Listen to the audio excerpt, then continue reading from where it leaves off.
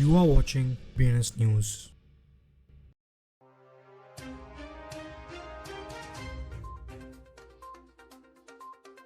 आज की headlines.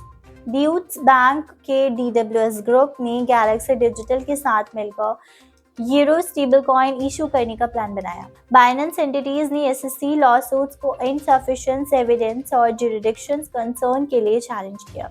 India crypto को रेगुलेट करने में क्रिप्टो स्पेसिफिक कैरेक्टरिस्टिक्स और रिस्क को कंसिडर करेगा।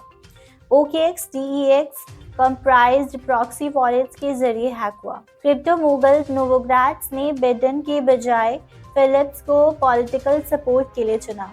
3 Arrows जू 4 महीने जेल के बाद फिर से कोर्ट में। ARK इन्वेस्ट ने तीसरे दिन भी कॉइनबेस शेयर्स बेचे। फाइनेंशियल जाइंट ब्लैक-रॉक और दूसरे SEC के साथ बिटकॉइन ETF एप्लीकेशंस पर डिस्कशंस कंटिन्यू कर रहे हैं। Samsung Galaxy A14 5G smartphones का यूज VRSC क्रिप्टो माइनिंग के लिए गया। अर्जेंटीना ने करेंसी डिवैल्यू किया जब लोकल बिटकॉइन प्राइस ATH तक पहुंचा। अबू धाबी रेगुलेटरी टाइट्स के बीच क्रिप्टो ओएसिस के रूप में उभर रहा है।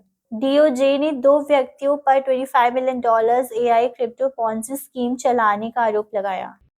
ड्यूट्स बैंक के DWS group, Dutch market maker Flow Traders limited और crypto fund manager Galaxy Digital holding limited के साथ मिलकर एक कंपनी ऑल यूनिटी एस्टैब्लिश करने जा रहे हैं, जिसका उद्देश्य euro dominated stable coin issue करना है।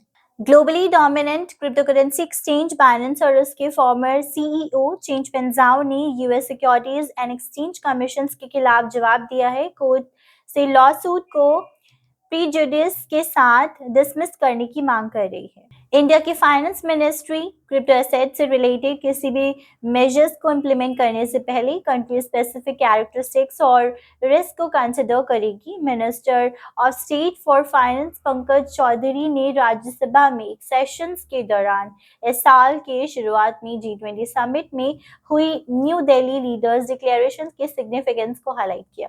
हैकर ने 20 अलग अलग टोकन्स में स्प्रेड क्रिप्टोकरेंसीज को चुरा लिया। इनमें से कई ऑल्टकॉइंस हैं जिनके रिलेटिवली लो लिक्विडिटी हैं, यद्यपि कुछ में बहुत हाइप है। लगभग $424,000 के टोटल में क्रिप्टो के tens of thousands of dollars एलॉन शिप और केक जैसे टोकन्स में स्प्रेड है। पीप और केक टोकन्स चोरी की गई संख्या बिलियंस में है, लेकिन ना कोई हॉल 20,000 से ज्यादा का है। क्रिप्टोकरेंसी स्पेस में एक प्रोमिनेंट इन्वेस्टर्स और जोए बिडेन का long time supporters Mike Novogratz president, एक democratic primary challenger representative Dean Phillips के लिए फंड रेजिंग करने जा रहा है। जू और को-फाउंडर स्काइली डेविस पर प्रोब के साथ कॉर्पोरेट ना करने का आरोप है और तीनों उन दोनों से $1.3 बिलियन रिकवर करने की कोशिश कर रही है। 3 Arrows 2022 में लेवरेज बेड से फटने से इम्प्लोड हुआ, जिससे $2 ट्रिलियन का क्रिप्टो राउट हुआ। डेविस का कहा होना अननोन है और तीनों दुनिया भर के अथॉरिटीज के साथ कांटेक्ट में है उन्हें लोकेट करने के लिए। जू और डेविस पर सिंगापुर में अब तक क्रिमिनल चार्जेस नहीं लगे हैं।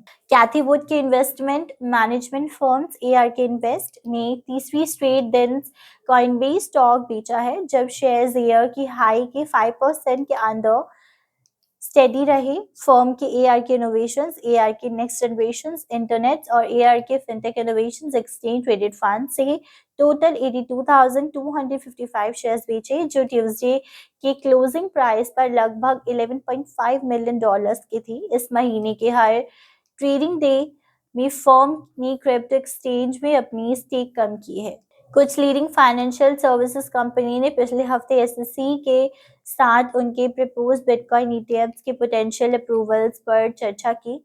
SEC ने ब्लैक-रॉक के साथ स्पॉट बिटकॉइंस ETF पर चर्चा की। ब्लैक-रॉक दुनिया का सबसे बड़ा एसेट मैनेजर ने हाल के हफ्ते में ETF एनालिटिक्स जेम्स सेफार्ड के मुताबिक SEC के साथ तीसरी बार मीटिंग की है।